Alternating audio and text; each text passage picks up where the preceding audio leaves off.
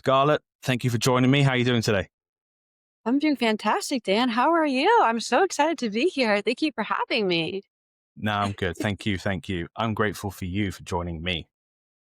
Thank you, thank you, thank you. I never thought this day would come. I never thought anything like this would ever be out here. So you're really making a difference.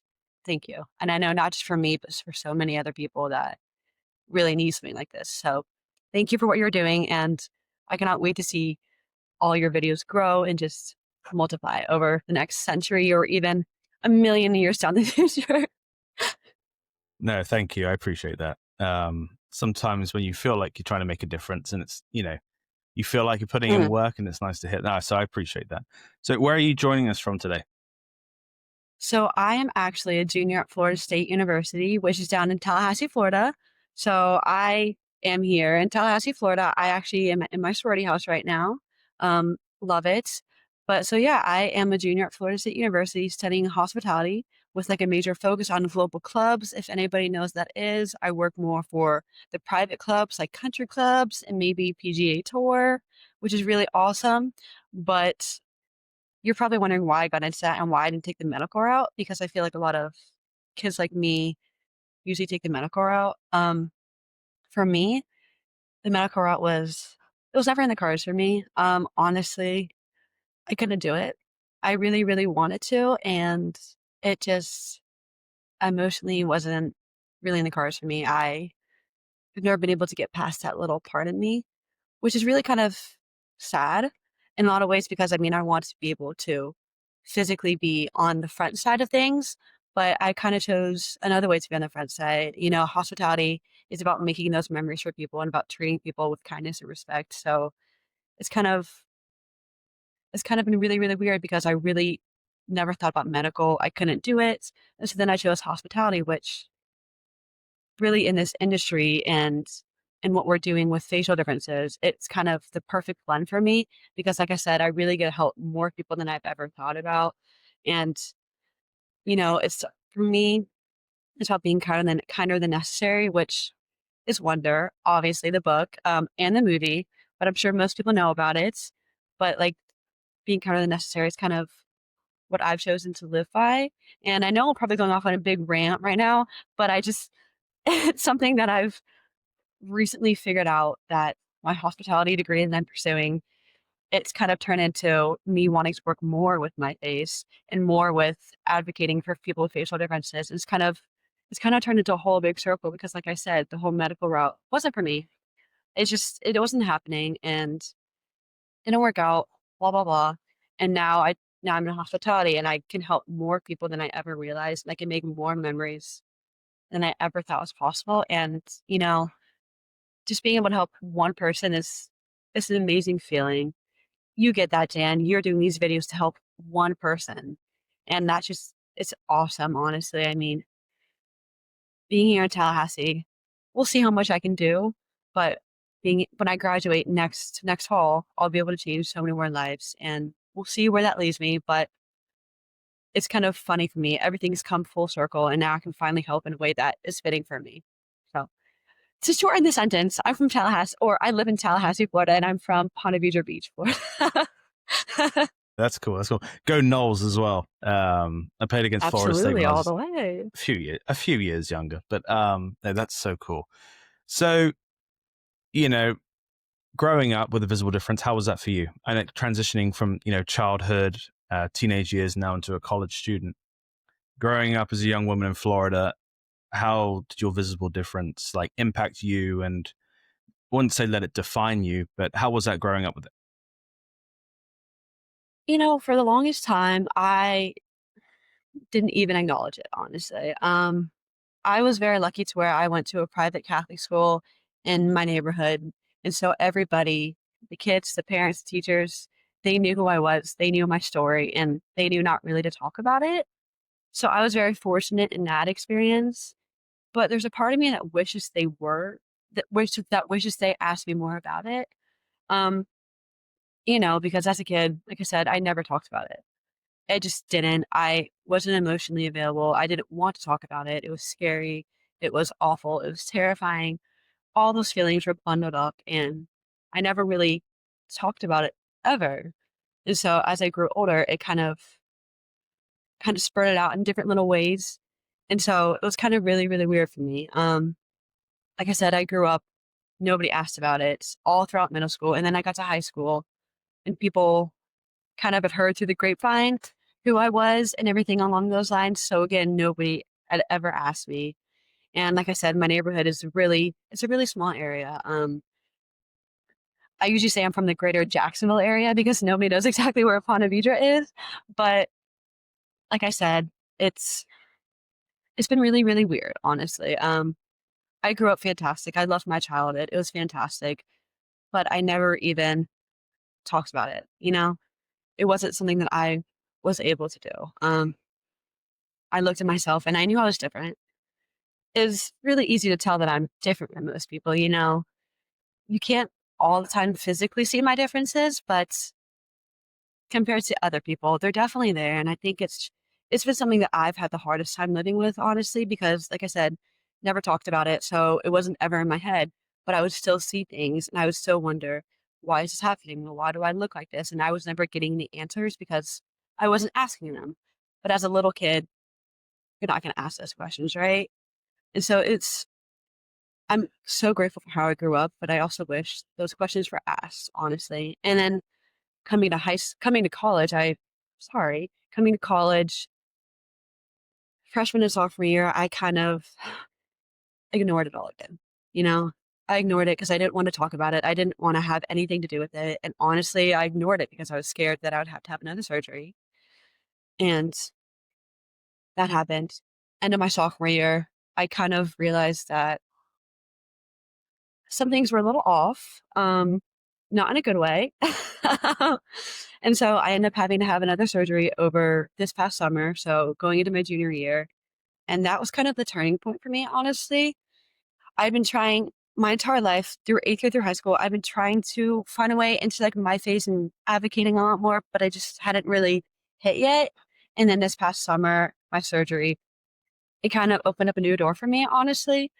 I don't really know what happened, but after my surgery, I kind of saw a new light and I took a turn, honestly, and I've been really, really advocating my face down here, my story down here. And I've been doing a lot with my face, which is it's kind of been really, really nice, 'cause going from never talking about it to kind of starting talking about it, it's a really weird difference in my life, but it's been really, really nice. I mean, if you know me, you know, I would tell you like maybe like a tad little like 5-second story. But if you don't know who I am, I'm never going to tell you. But now that I'm starting to advocate more and talk about my face more, it doesn't really matter who I am much as a person, but it matters who we all are as a person. And I think this past surgery, yes, it was really, really tough and it was really hard for me in a lot of ways. And I'm still struggling from it, but it kind of gave me the ability to wake up from that mindset and finally start putting others people's needs before myself. Like, yes, I don't want to talk about myself. I don't want to go through this again, but it's not just about me anymore. It's about a whole entire group of kids who feel the way that I did and had nobody else. And, I'm a college kid, so I'm not doing a ton of things, but I'm doing as much as I can. And now I'm finally at the point where I want to do more. Back in third grade when I joined my phase, I went to the gala. I met Jorge Posada. He was fantastic. Loved him. And I kind of got out of there as soon as possible. I was done. I wanted to go home. I didn't want to be there. And now I would say didn't go to the MyFist Gala this year, but if I were to go upcoming years, I would stay. It's kind of, I talk about the whole full circle motion. And for me, it really has been, going from that 10-year-old kid who wanted nothing to do anything medical, talk about myself in any single way to now, talking about myself in a little ways, but talking more about why things are happening, why things are the way they should, and how you should treat other people is kind of it's been really, really nice. And like I said, like I've kind of been saying the whole full circle thing, people don't ever get a chance to tell you how they feel unless you talk about it. And it's never easy. It never will be easy. I think the more we talk about it, the more our lives are gonna change, and the whole podcast thing, it it's fantastic because for me to look at some of your videos, it's kind of allowing me to open up my shell even more because I see more people out there like me because my life, I've met a handful of kids, a handful, and they've all been in New York at my face events, but never once have I ever met a kid like me outside of my face. And I think whole full circle effect, like I keep saying, it really is crazy because as I'm starting doing events here in Tallahassee, people keep reaching out to me over DMs or things like that and asking me questions. And it's kind of been it's been amazing for me to see because I am starting to have an and having an impact as small as it may be. It's there and I can see it, and it's really making me want to, get my foot more in the door and do more things. So I hope in the future that I can do more because I'm in this position where I can help as many kids as possible, and I really want to be able to do that. So that was a really long answer, and I tend to ramble on a tad bit, but everything is a full circle for me, honestly. No, that's a good answer. Any impact is incredible, right? I was the same way as you. I didn't, and you're younger than me. I mean, I'm a good decade older than you, but I didn't start talking about it until for 5 years ago, maybe. Outside of my, close friends and now wife, there was not that people didn't care, but you don't really go out there and start talking about Mhm. yourself like, oh, this is what happened to me. Like this is what I'm going through. A lot of people, not that they don't care, but they don't want to hear what you're going through. Everybody has their own struggles, right?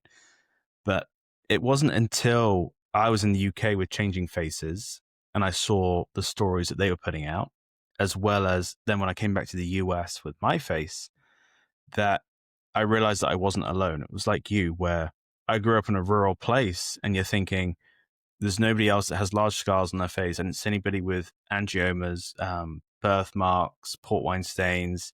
I didn't see anybody that had burns. And I thought to myself, okay, like I'm just one of one. I got to get over it.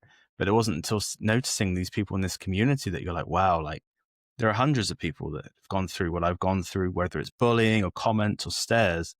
And like you said, once you start discovering the community, you want to do what you can to help others out because I'm sure, like yourself, when I was younger, I would love to have listened to podcasts and videos. And my friend Andy in the UK is also doing recordings and videos, and he's doing amazing work. And I watch his stuff and I talk with him occasionally. And just hearing the impact that he's having as well, that we're both having, that everybody has. If you can just impact one person and change their life, then, Mhm.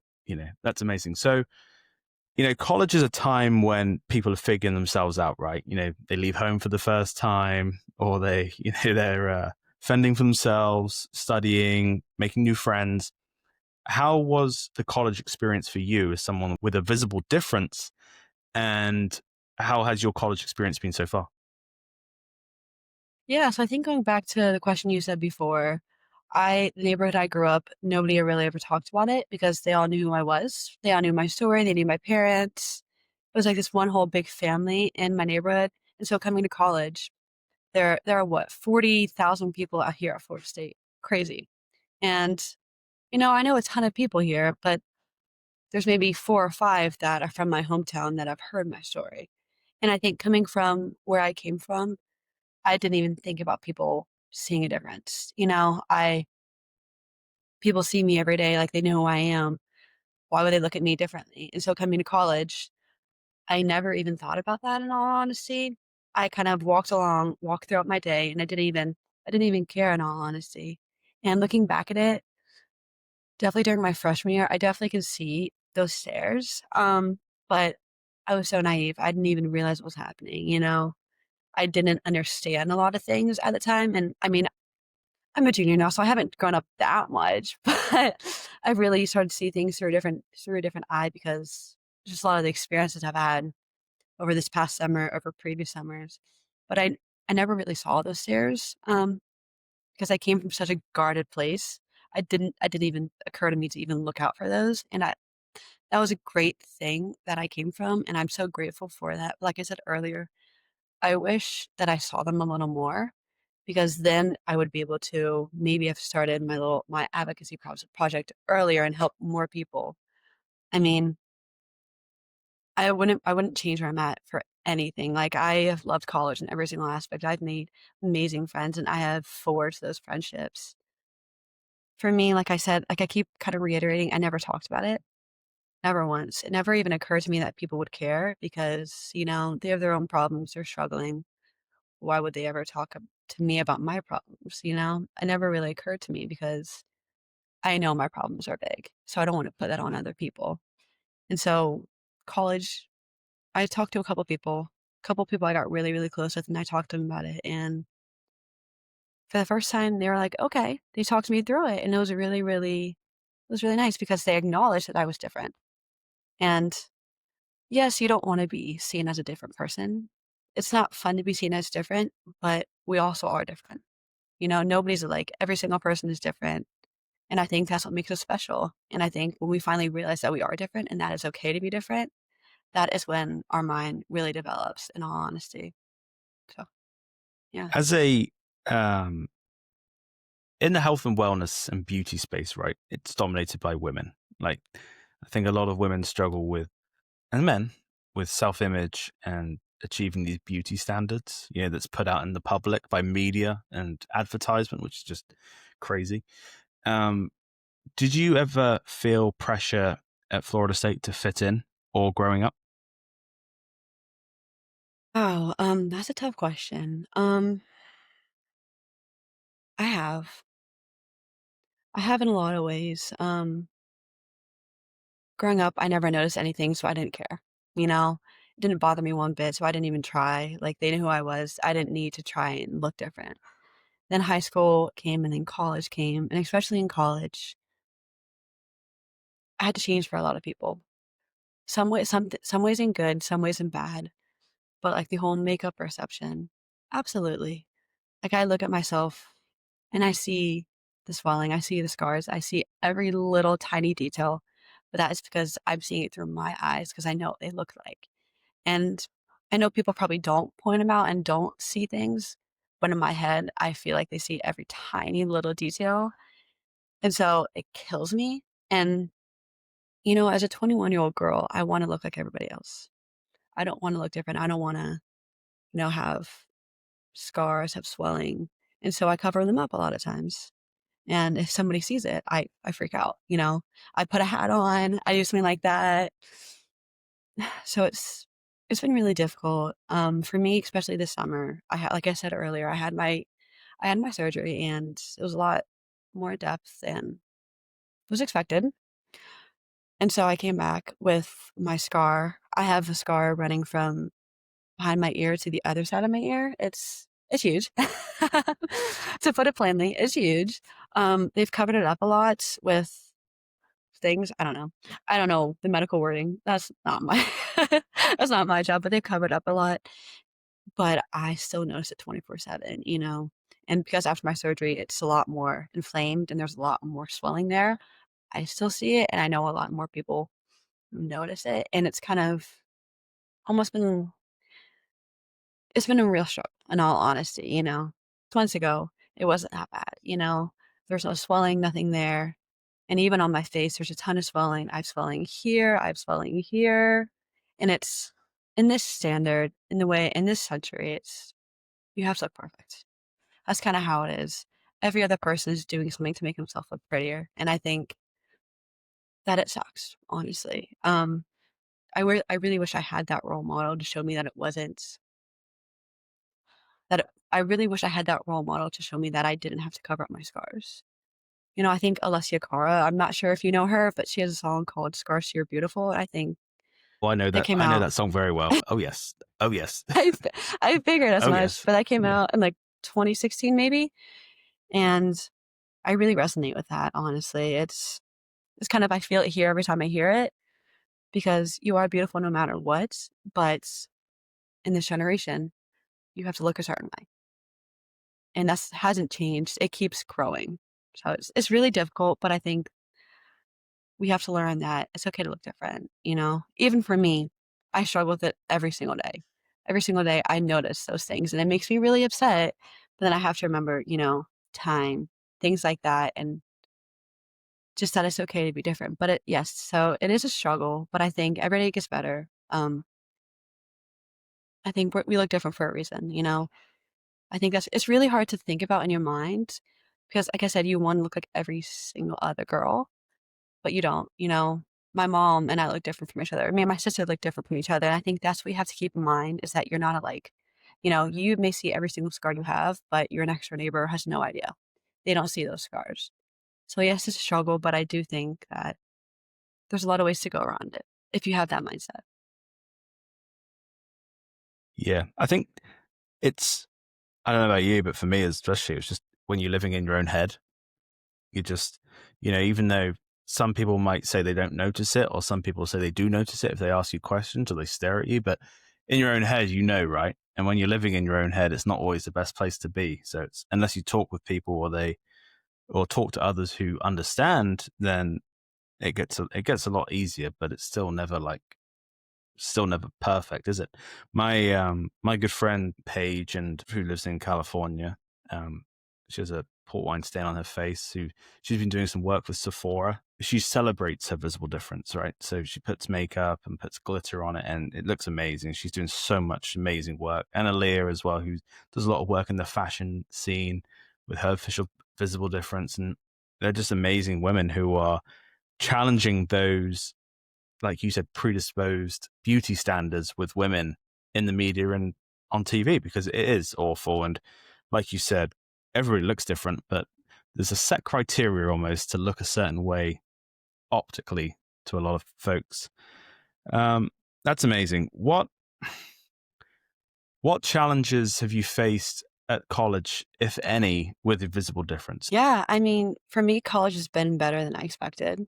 Um, I am a very independent person. I love to be independent. So coming to college for me was like whew, I'm finally here. I can finally do what I meant to, finally live on my own, make my own food, everything like along those lines. So it's been a great experience in all honesty. But there obviously have been some bad parts. Like I said, this summer I did have my surgery. So I came back after 3 weeks, which was not ideal. I had to come back because I didn't want to miss school. I had the option of coming to school weeks later after everything started, but I was like, no, that's not happening. Because I like to push myself. Um, it doesn't always, it's not always a good answer, but I like to push myself. So I came back to school after like 3 weeks, I believe. After 3 weeks, yes. Yeah, around that time, after 3 weeks. And it was a really big struggle. I wasn't fully walking yet. Like I was, but I didn't have that full mobility back yet. And so Tallahassee's very hilly. It's very hilly. There's a lot of stairs, there's a lot of hills. And so it's it's been really difficult in all honesty. After a surgery, I'm sure you know that your body is spent. There's nothing left. It's gone for a while. For it's always longer than you think. Always a lot longer than you think. And in my mind, I didn't believe that. And so when I came back, I was like, oh, I'm gonna be fine.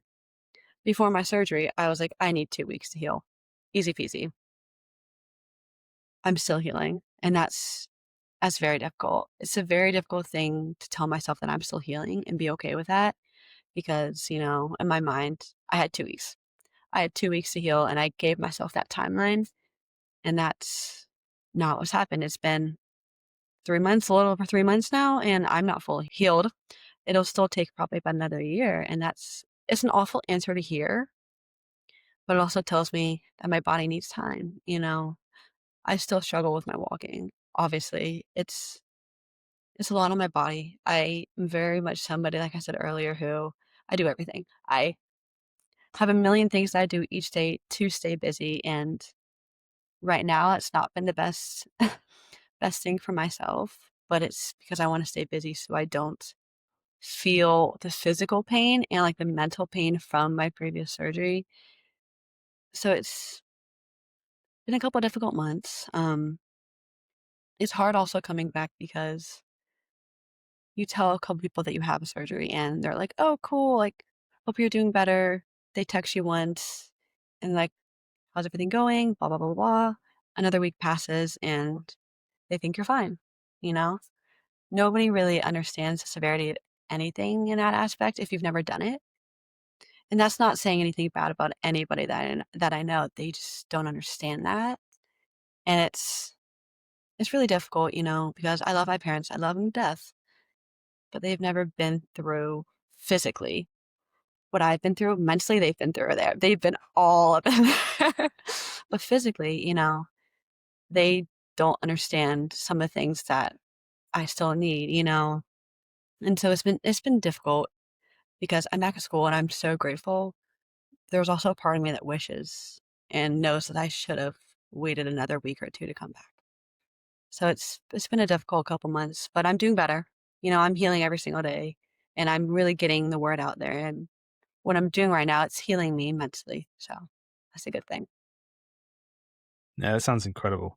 You sound incredibly resilient, and I think a lot of people in the visible difference community, they have this grit and determination, right, to kind of like not fend for themselves, but take care of themselves and prove that we are stronger than what some people may think we are. Um, what does resilience look like to you? So I've actually used that word a lot in the past couple months, um, funny enough. But for me, resilience looks like getting out of bed every day and not falling back into your head. That is like the biggest thing for me because, like I said, I'm still healing. And so every day it's a struggle for me to get up, because I could stay in bed and I could heal more, but I get up. I choose to get up and I choose to go out into the world and focus on what's going to make me happy and what I can do for future generations that's going to help them. So being resilient, it's about finding ways that I can help other people. It's about getting out of bed so I can do something to change the way that we are viewed in this world. You know, it may be small, maybe putting a post-it note somewhere, but if one person can see something, I'm changing the world in every single way. But I think resilience, it's kind of my word right now. It's kind of my word of the year. Um, it really describes who I am in a lot of ways. My mom, she's my hero, obviously. I could not do anything I do without her. And I know that's a very cliche answer, but with everything that I've been through, she's been the person at my bedside for 24/7, you know? And my dad has been there too, 24/7, but a lot of times he couldn't stay over in the hospital. He wasn't allowed. So my mom stayed because I made her. I was like, "You have to stay." But she has kind of been my little superhero, she calls me her superhero, but she's been my superhero and she has made me resilient. I've grown up with her and she has taught me what it means to be resilient, what it means to get up and keep fighting every single day, no matter how hard you don't want to. We have those days where we just can't do it, but she makes me get up. This summer, I was sitting down. It was There was one specific day where I remember I was sitting down on the couch in my living room because I wasn't walking. Um, major depression, obviously. That was definitely setting in. And she pulled me aside and she said, "We're getting in the pool. We're gonna start swimming." And so we swam every single day because she got me out. And then it got to the point where I was like, "Mom, let's go swimming." And that was what kind of started me walking again. And it was really great for my head mentally and physically, obviously, because it kind of just helped in a lot of ways. But she showed me that I can get out of bed, that I can get up and I can walk. And I'm so grateful for her because if she didn't make me get in that pool, I don't really know where I'd be right now. I don't know if I would be walking. I don't know if I'd be advocating the way that I am. So to go back, resiliency, it's about getting up, but it's also about finding the person who makes you resilient. I have my mom and she makes me resilient and she's told me what it means to be resilient. So No, I love it. Every person in the visible difference that I've met is just incredibly resilient. Just what they have to go through, how they feel, what they get told by others on a day-to-day basis. It's so inspiring. yeah. we all have our like rainy days, right? I always say that you can't enjoy the sunny days without a few rainy ones, just to put things into perspective. What do you do when, the world feels heavy, or if you're just having a bad day? Like, what do you think about, and what would you go to help? Yeah, so on a rainy day, um, I have to get up. If I don't get up right away in the morning, I won't get out of bed. It's I'll be stuck in my head for the entirety of the day. Um, so honestly, what I do is I go out and I walk. I get up, I grab my headphones, I put on my Taylor Swift. I'm a big Taylor Swift fan. Her new album, by the way, is fantastic. The haters Yes, gonna hate, but it's amazing. I say that as Had a to get that guy, in there. even as a bloke. I'm like, I like Taylor Swift, so it's okay. But so I get up and I have to walk. I have to walk. I have to really put my mindset on. I have to think about, I'm here today. I'm walking today. 2 months ago, I was not walking. Look how far I've come. I have to really get in that mindset that I'm doing better than I was yesterday. And it's really difficult, because when you're in that hole, you're in that hole and there's nothing that can really drag you out. But you have to think of any single way that you can drag yourself out. Because once you're stuck for a minute. And, it also helps people, it also helps to have people that surround, it also helps to have great people to surround yourself with. I mean, being at school here, I have a ton of friends, obviously. But then I have a couple friends who I go to for advice and who know me like I know the back of my hand. And so I'm really, really grateful for those people. And it would be a really difficult year without a lot of people, because I can't do it alone. And I know that. I can never do anything alone. I have my mom with me. I call her every single day. She's my mom. I call her every day. I can't help it. And then I have my best friends. Some of them live hours away. Some of them are right here with me and they help me get up every single day, because I have to fight for what I believe in. And it may be difficult, but there's another kid right now in a hospital bed. They can't walk. They want to get up and walk and they can't. And so I have to remember that I can walk. I'm grateful to be here right now. So why not get up, look at the beautiful day and see it in my eyes. And then in my mind, I'm seeing the sky. So they're seeing the sky, if that makes any sense. But you got to get up. You have to get up. You have to walk. You have to do something. Absolutely. So I have craniosynostosis, which basically means, to put it in dummy terms, is when the bones in your skull fuse together too early, causing your brain to kind of come out in all different directions. So I was diagnosed with that at a very young age, and I've had, I believe, 16 surgeries since then. 16? Around that number. Honestly, it's really hazy. I kind of don't ever keep track because they keep adding up, in all honesty. I keep having another one and another one, whatever. But I had my first surgery at a couple months old, and that was supposed to correct everything. Sadly, it did not. Um, I'm not entirely sure what happened, but they kind of messed the surgery up a little bit and caused me to have more problems than I should. So about a year after my first surgery, I believe when I was about 2, my face was starting to contort in different ways. My forehead was bulging out, my side was coming out. I have a major head tilt, so it was very much right now. Kind of have it still, not a ton, but when I was really young, it was like this. It was a little more prominent than it is now. But so those are some of the things that I dealt with, and my mom saw it, and she was like, "I know I'm not crazy," so she went to a million doctors.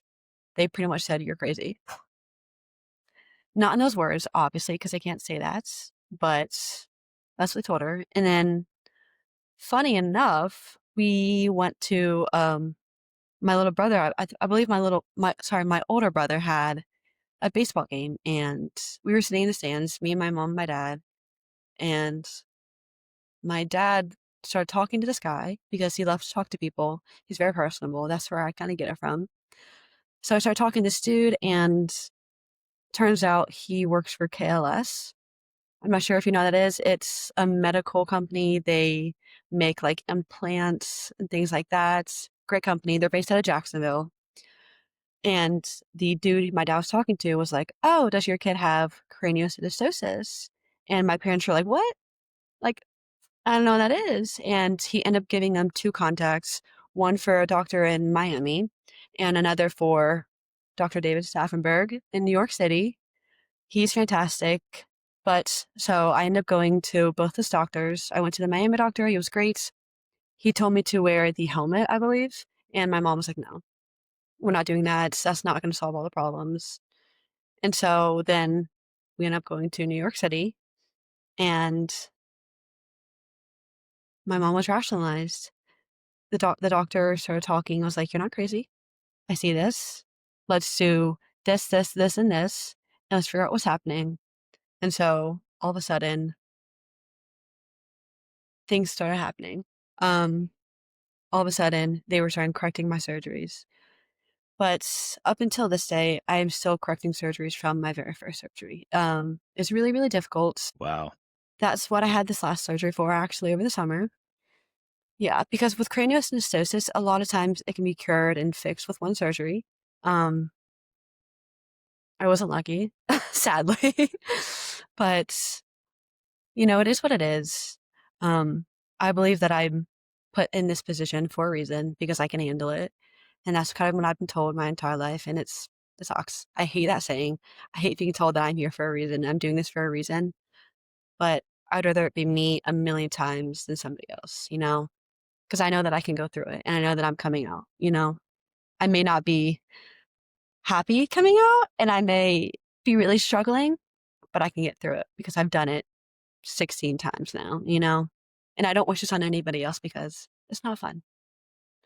But to everybody else listening out there with craniosynostosis, a lot of times, do not quote me on this. I'm no medical expert, but usually it can be dealt with a couple surgeries, give or take three, 2 to 3.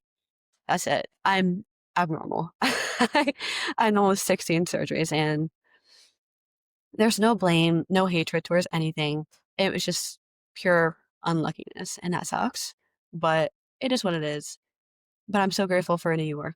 Um, Dr. Staffenberg, he started out with Montefiore Hospital, and then we followed him to NYU. And so now we're at NYU, and my face works with him. He works with my face. And so for the past decade, I've been lucky enough to have both of them on my side. No, you're amazing. I'd say give yourself more credit, but what you've had to go through, and the surgeries and recovering. Like, one surgery's a lot to recover from. I've had a few, but you've had quite the number, and there's folks in the visible difference community who've had like one to maybe hundreds, and it's just it's not easy to recover from. So no, you're amazing. You should be so Thank you. proud of yourself, because the fact that you're speaking up about it now is tremendous, and it's something that you'll do your whole life, right? You're educated, you're strong, and you'll be able to talk about this forever and inspire others. What motivates you to speak up and share your story, especially now at college and moving into the future? Absolutely. That's a hard question in all honesty because there's a million different things. I think there's a story in the back of my mind that I think back to a lot of times. And I don't know how old I was, but let's say 7. Let's say 7. I was having a surgery at Montefiore Hospital. I believe it was one of the 4 brain surgeries. Who knows? Um, but I was in the hospital room with this young girl, and she had cancer. She passed away sadly about less than a year after I met her. But we were sharing a room together, and I was a kid. I was terrified. I was crying. I was mad. I was sad. I was angry. A lot of emotions that were really, really tough to deal with. And I look over, and this girl who's probably 2, 3 years older than me, she's smiling with her parents. She's making bracelets with them. And I look over and I want to play. And so she invites me over and she hands me stuff to make bracelets. And so we kind of get to know each other. Um, so I don't remember her name, sadly. I know it. My mom knows it. I just cannot think of it at the moment. But her parents, they were so friendly. They talk to my parents because they had been in the hospital more than I had been at that time. And so they talked to my parents through a lot of things. And then I had a friend. I had never had a friend in the hospital before. I was always lonely or with my parents. And so I had somebody to talk to for the first time, and it was a great feeling. She was one of the kindest souls I had met, and I had no idea what she was going through when as a kid. I was oblivious to seeing those things. I believe we were only together for about one night, but little stories like that make a huge impact on me. And then I found out about later that she sadly passed away. But for me, that story is kind of why I do a lot of things that I do.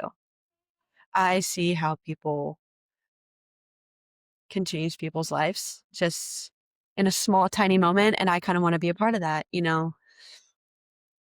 I know there's a ton of kids sitting in a hospital bed right now. I was there so recently, and I wish I was anywhere else. And so I'm finally standing up for these kids that can't stand up for themselves. For me, it's a really easy answer why I'm doing this. It's because I've been in their position. I know what it's like to be in literal hell. And so I'm choosing to fight back, and I'm choosing to tell our story. And it's not just my story. I'm trying to tell a million different stories. And yes, I haven't me mentally and physically, I have a major part in this story, but it's not just about me anymore. And I think every other time I tried to get involved and advocate, I was thinking about myself. I was thinking about my story. I don't want to share my story. I don't want to have everybody looking at me. And I think after the summer, it was like, it's not just about me anymore. There's a whole entire group of people out there that I need to advocate for, that I need to help. And I'm terrified. I'm terrified still. Like anything medical, anything hospitalized, the waterworks come on down. But, I've done a lot of growing, and I'm able to talk about it now and be strong enough that I can carry those little kids. They need somebody to look up to, and I'm not doing this to have the pat on my back. I'm doing this to be a small little silent partner. I'm doing this so they have people to fight for them. You know, my best friend, or not my best friend, obviously, the girl I met in the hospital, I do this for her. I do this for kids like her who are struggling every day, but they make you feel like you're more important. They don't show you that they're struggling. They try to make you smile. She made me laugh that day. That was the first time I had laughed in how long. So I do this for people like that. That's amazing. I was told by my friend Andy in the UK. I say in the UK. I'm British, but I live in America now, so it's like in the UK. That I used to downplay my story. Right, I used to say, especially I think as a man with men's mental health, I was taught and told my whole life, like, get over it, because I was a student athlete at college, so you're told, get over it, forget about it, move on, move on, move on. So I put that on my face as well. I was like, nobody cares, nobody wants to hear my story. But the older I've gotten, and the more I've spoken to people like yourself and others, it's now a stage where I would be selfish if I wasn't talking about it and advocating, because like you said, there are kids in hospital, there are kids around the country at schools. My wife is an elementary school teacher, who look different, where it's cleft palate to port wine stains to scarring, who they need someone. And like you mentioned earlier, if I had someone like a guy who was had a large scar on his face and was online or working for organizations or saying like, hey, it's going to be okay. Like, it's all right. You might get some comments and stares, but you're stronger than them. You're stronger than that. And you're going to do great. And yeah, so it's gone to the point now where not advocating and not talking about it and sharing your story and trying to encourage others, in my mind, is selfish, because, the more you can get out there is just, it's incredible. And you're doing amazing work. Like, it's a long journey, and accepting the way you look and accepting where you are in life and what you can offer and what you think you can offer yourself. It's sometimes you get in your own head, right? Of like, oh, nobody wants to listen to me, or nobody, oh, I'm just another person with another voice. But there could be another kid out there who has the same condition as yourself, and will see this or hear you talk somewhere and be like, wow, like now they give me the confidence to get out of bed in the morning. So you should be so proud of yourself. Thank you. I mean, you should as well. I I'm so grateful for this now. I can look back on this and see in 10 years how much I've grown, you know. And in 10 years, I hope that I'm doing more. That's the goal, obviously. And I know that's your goal to be able to do as much as you possibly can. And, you know, I think the biggest thing is just helping people, you know. I think, like I said earlier, I choose to live by being kinder than necessary. And any way that I can do that is kind of what I want to do. And for me right now, this is my fight, you know. This has always been my fight and this will always be my fight. But right now, it is time that I can do something. It is time that I am finally ready. You know, I spent 20 years not being ready. And I'm finally at this point where if I don't do it, when am I going to do it? You know, it's selfish if I don't do it. Like you said, I should help because I am able to, because I have grown up and I've seen people that don't have anybody else. And I've grown up and I'm here now, you know? Like I know there's a ton of kids out there with what I have and they have nobody to turn to, you know? They don't know what they should do. They don't know who they should go to. And now I'm here. So it's a really big thing. Mhm. Yeah. It's, no, you're a strong young woman. You should be so proud of yourself. And you'll continue to do this, like I said a minute ago. What are your goals after Florida State? I know that's a terrible question because I used to hate that myself. They're like, what's the plan now? And you're like, okay, I've just graduated 5 seconds ago. Well, we will see, but I really hope to have an impact with my face. Maybe in New York City, maybe remote. So we'll see where I end up. But on that aspect, I really hope that I am able to do a lot. I really hope that I am able to speak to crowds and kind of tell my story and show who I am and how I've grown up and how your kids are going to be okay. You know, and in that aspect, I wanted to be able to help in any possible way that I can.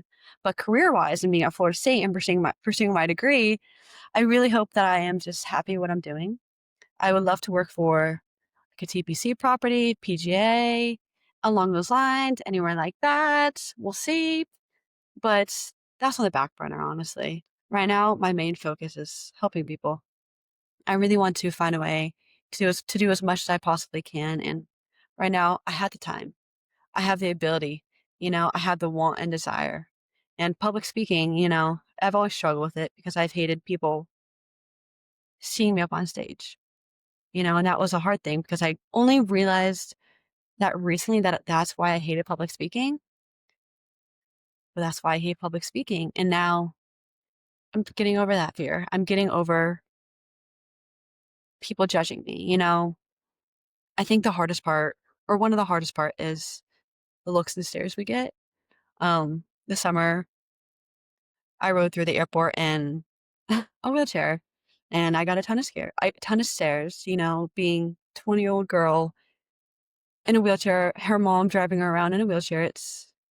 You get a lot more stares than you will ever think about, and that it hurts more than most people realize. So I really hope that I can help those kids, you know. I really hope that when somebody looks at a wheelchair or somebody looks at a kid who is struggling, that they smile, you know. They don't make them feel like they're below them. So just little things like that I hope to help, you know? I think any way that I can do it, even if it's just small, I wanna be able to make a difference. So that's what I hope to be doing. And you will. You will. There is so much to do in the visible difference and disability space. I've said that for the last few years, and I'll die on that hill as well. That, diversity movement's gotten a lot better, but there's still so much to go in terms of disability and visible difference representation. There's a TV show on right now in the UK that's, I think the American equivalent is Dancing with the Mm, Stars, but there's someone on it with Down syndrome. And it's the first time I've ever seen that. Or there was a guy, an actor in, I think it was called The Midwife, who had Down syndrome as well, which is just amazing because that's two instances where I've seen that. It's still rare that you see someone in a wheelchair in movies and in TV shows. So there's still so much to go. Final few questions. What's your favorite Taylor Swift song? Oh God, Enchanted. Tough one. Nah, that's not No. tough for me. Enchanted. Enchanted all the way. It's been my Okay. favorite song for my entire life. Stand on that hill Okay. forever. What's something about you that some people may not know? Well, this. Hmm. um, There you go. I've never talked about it ever really before. Up until the last year-ish, I've never really talked about myself in any sort of aspect because I didn't want to hear what people had to say. I don't want to hear their judgments. So really, people don't know this about me, and I think what I want them to take away from this is that you are special, you are loved, you deserve everything in the world, and you are beautiful. You know, no matter what anybody tells you, you are beautiful inside and out, and nobody could ever take that away from you. Final question. I heard this the other day. Bill Villafranco, the executive director of MyFace, incredible man, incredible human being. He asked Amity Dewey, who came from Michigan, who was had an incident when she was a few years ago. She was injured by her stepfather in a bad incident. And two things. She told us the story of how reframing the word from accident to incident that she was told by someone in New York City, and how that just kind of flipped a mindset of like it wasn't an accident. You know, it happened to her and it was an incident, which was just super powerful. But he asked her, because he has a couple of young daughters, and I want to kind of, ask you a similar question. If you could talk to, your 5, 6 year old self, or, young girls who have a craniofacial difference, what would you tell them, knowing what you know now? Wow, that's a hard-hitting question. I think the first thing I would do is give them a hug and tell them it's gonna be okay, you know? I really wish I had somebody as a kid, and it kills me that I didn't, but that's why I'm doing this, so I can be that person for somebody else. But I just wish I could be there for them, and I wish that I could physically be there for them because there's nobody else that looks like them, you know? They think they're alone. I thought I was alone for 20 years. I didn't have anybody to look up to, and even now, I still struggle with finding people that I can fully trust because there's so many people that have it worse off than I am. And so it's a daily struggle because I'm grateful. I'm so lucky to be the way that I am. But everybody goes through different things. And I think if I was a 5-year-old Scarlett, I would just want somebody to tell me that it's going to be okay and that I'm special and that I look the way I am because I'm meant to look that way, and I'm going to help people in any aspect that I can. I want those kids to know that you're beautiful. You're beautiful inside and out. Nobody can ever take that away from you. And I know I said that earlier, but going back to the whole beauty standard we talked about earlier, you're beautiful, and that's something that I struggle with still on a daily basis because I see those scars, I see every physical thing I have. And if somebody who looked like me told me that was beautiful, it'd just be a great feeling, It'd be a great feeling to know that I wasn't alone. So anybody hearing this now, just know that you're not alone and just remember to make the people around you feel like they're not alone. It's well said. The power of community, right? And I think the community of the visibly different and those disabilities is so strong and just amazing. Scarlett, you are one strong, independent woman, and you're going to do amazing things. Like, I'm so proud of you, and thank you so much for talking with me.